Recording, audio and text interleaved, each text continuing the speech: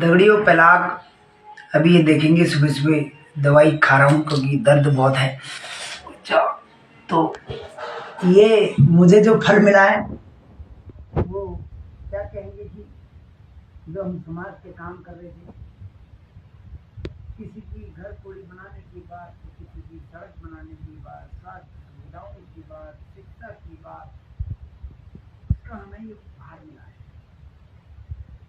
और इस उपहार से एक सबक भी मिला है कि बहुत से लोग जो कहते थे कि हम आपके बिग फैन हैं,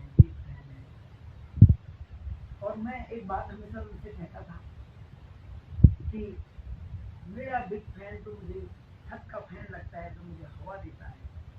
मेरा बिग फैन मुझे कुछ चाय में डुबाने वाला फैन लगता है, जिसको खा के पेड़ के भूख को संतुष्टि मिलती है और भूख मिलती है। मैं कहता था आखिर में क्या हुआ, लास्ट में वो बात सत्यता की ओर निकली और सत्य निकली।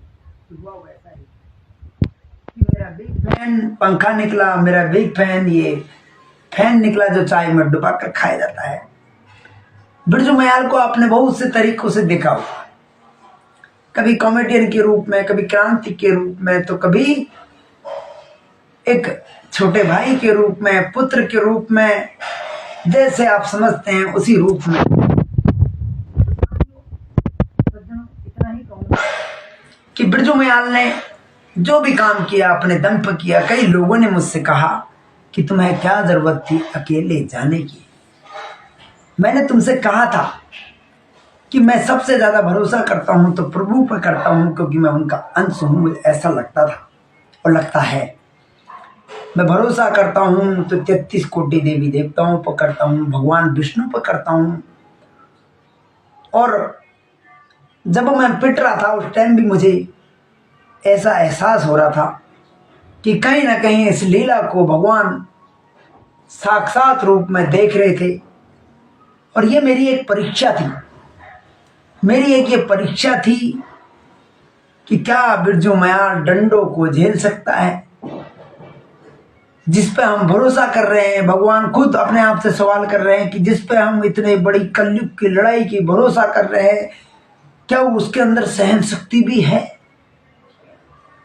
क्या वो डंडों के आगे ऐसा तो नहीं कि डंडा पकड़ के खुद ही दौड़ जाए, ऐसा तो नहीं है।